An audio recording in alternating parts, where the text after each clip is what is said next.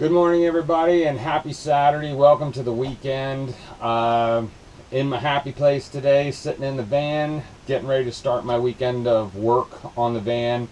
Next weekend, we're going to be going to the beach. We have some things that we need to wrap up here to begin to really get the van to a completed state. We have Asheville, North Carolina's Van Rally countdown has begun. I think we're a month out from here, so we have 4 weekends. One of those weekends apparently we're going to the beach, but we have gotten a lot of things done. So today I want to take you on a quick tour of an update, where we're at, what we've done, and I'm also going to show you a couple of things that I've found out about the van during the week. One of which I'll start with now is the low pressure tire indicator. I took the van last weekend to the shop, the Ford dealer. It's a brand new 2018 van, as I've said in previous videos, so it just hit 5,000 miles. Remember, I take this to work every day, so it just hit 5,000 miles. We took it in for its first service this past weekend, and thank you to the Ford dealer when they did the rotation and so forth of all the tires, checked my air pressure. 2 hours after I left the dealer, my low pressure gauge came on or warning light came on the dash. But interestingly enough, it only says, it comes up and says you have you have low tire pressure, but it doesn't tell you what tire.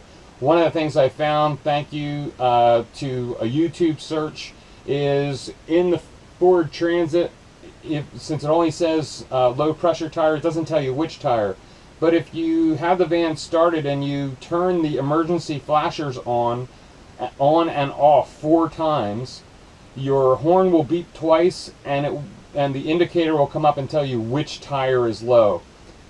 Why you have to go through all of those button pushes for the emergency flashers to figure out which tire is low versus you could just tell me that to start, I don't know, but I'm sure there's some unique design process behind that, and some logic or lack thereof went into how you get that message. So there's my quick tip for finding which tire is low.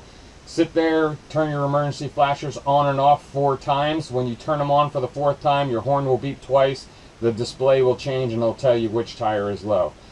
And make sure you have a pressure gauge that's compatible for the tires in your van. Most pressure gauges out there only go up to 50-60 psi. But your tires on these cargo vans, especially here in the 350, you're generally rated for a max of 85 psi, but you're probably going to be riding in the 75 psi range for your tires. So make sure you have an air pressure gauge that is compatible for that.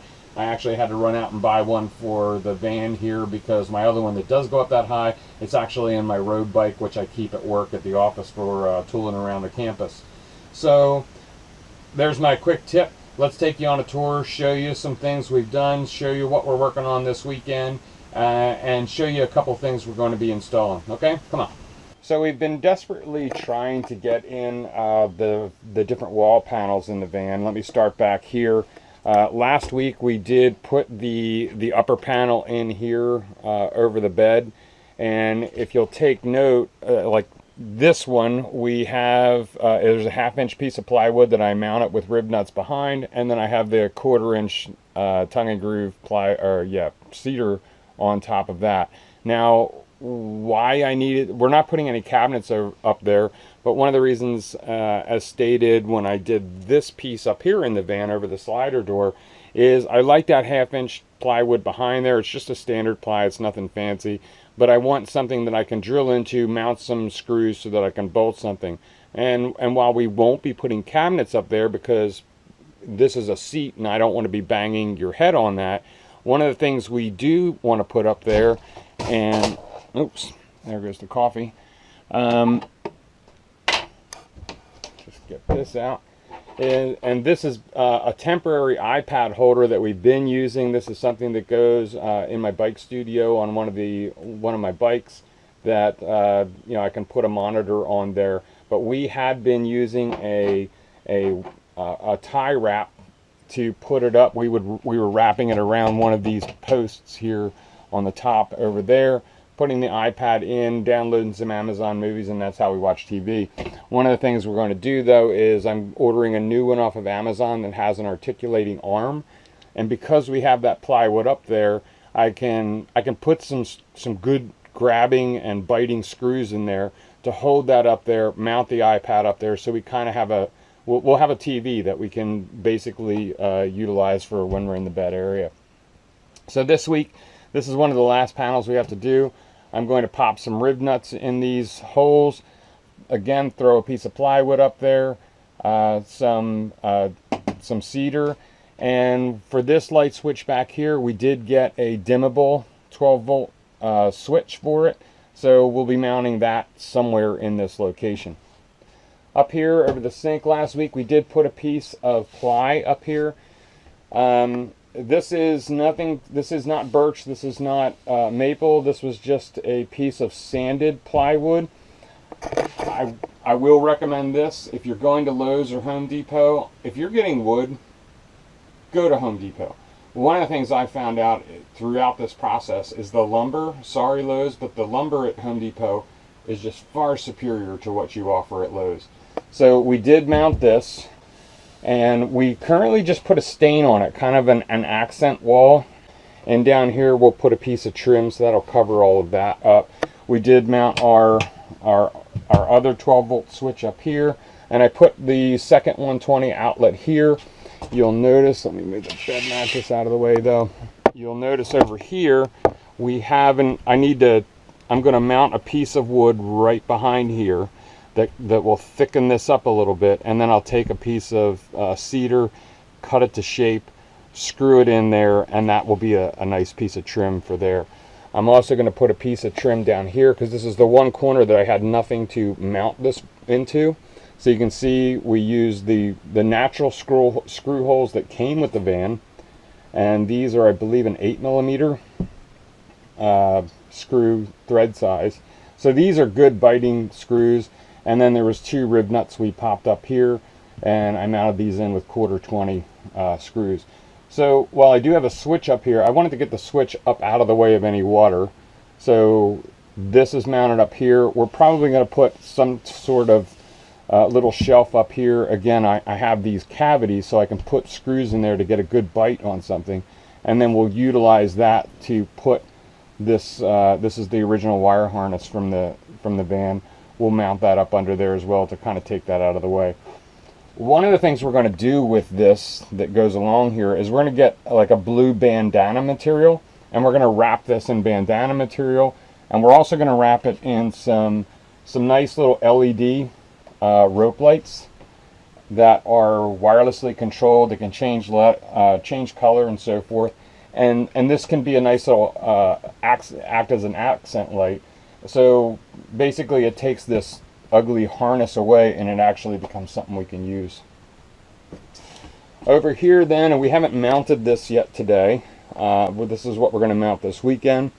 We have the main panel that we put in here, so you can see it's not really mounted yet, but we did cut it to fit. I will point out these dots right here. These are one of the reasons in the van that you measure several times and cut once. Learned this lesson way early on. It was getting towards the end of the day last week, and when I was cutting this, and I wanted to get this panel at least cut before the end of the weekend because I knew it was going to be a busy week, and I wanted to get started this weekend really just mounting stuff and moving on. So I knew I had to cut this sink counter out, and when I was measuring it, I was measuring and I was going to cut this piece off, and then I realized after I looked at it that I was going to cut the notch out of the wrong side, and I would have wasted this whole piece of wood. So measure multiple times, check it multiple times, then measure again and check again, and then cut. So it actually worked out. The cut really came out nicely. The only piece I have to figure out today is actually how will we mount it. There is 2 rib nut bolts back here, just like on this piece here. I have one here and I have one down here. So I'll drill the holes for that. I will mount it here, and I'll probably put in, paint it black and put in a 90-degree here to clamp him down. We will clamp him down along this board down here. The only piece I haven't figured out yet is exactly what I'll do to mount this side, because the way the van is shaped, the metal behind this comes flat and then angles back in. So this is kind of a cavity back behind here, and I'll probably mount some more hard polystyrene styrofoam back there, insulate that cavity up a little bit more. You can kind of see if I pull this out. If you recall back, this was the big spaceship cavity back there. So if I take like a 2-inch piece of polystyrene and put it up there, that'll give us a nice backing to this piece, and all should be well there. So that is that panel, and that will go in today. And at that point then, once we get that piece over there installed, this piece installed, the panels are all installed in the van, and then the last thing I need to do is make the cabinets that will mount up here. The one piece we haven't figured out yet is just exactly what color we're going to make this. Now, if you recall, when we wired the van several months ago, when I ran all the wires, I ran extra wires, and I have one set here. And what we're going to end up utilizing those for is basically this. I have this switch bank here, not really a switch bank, but a little power pad. And because of that inset in there, I'm going to actually mount this on this board. And what this is going to do is give me my voltage readout for the battery, because recall we have the Goal Zero 1400 that's mounted under the floor facing to the back, and the only way I can see where we're at battery wise is go outside the van, open up the doors, look at the battery, and figure that out. So when we wire this in over here, we're going to have a voltage readout. So I can see up here a quick control panel of what we have. We also have a 12-volt cigarette lighter, power adapter, and a couple of USB ports there for charging things. So this will mount up out of the way somewhere in here or over here. Haven't decided yet, but there's a pretty big indent back there, and I've got the wires right here. So I was thinking over here simply because I can bring those wires from here down, tuck them right behind this piece of wood, and then mount them nice and cleanly right there and have him mounted there. So that's my update for the beginning of this weekend. I'll try to check back in somewhere throughout the weekend, kind of show you how we mounted this panel and how that all came out. And we're going to trim up this accent wall we put in, get that last panel put on in the back, and get that switch mounted. So really the last thing to deal with then is the cabinet, the overhead cabinet up here. And some of this, around the doors in the back, and what we're going to cover that with. We've been up in the air on that as to whether we're going to use just put cedar down those, or we've also been tooling around with the idea of wrapping them in some sort of material and gluing that down, kind of like a denim material or something of that nature. We haven't really figured that out yet, but until next time, this is Ken. Peace. We'll see you down the road. Like the video, share the video, consider subscribing to the channel if you like the content we're putting out. Hopefully we'll get this thing done soon. We have the beach next weekend that we're taking the van to, and we're in countdown for the last month to Asheville, North Carolina's Van Rally. So we'll be down there, and we'll see you on down the road. Peace. Bye-bye now.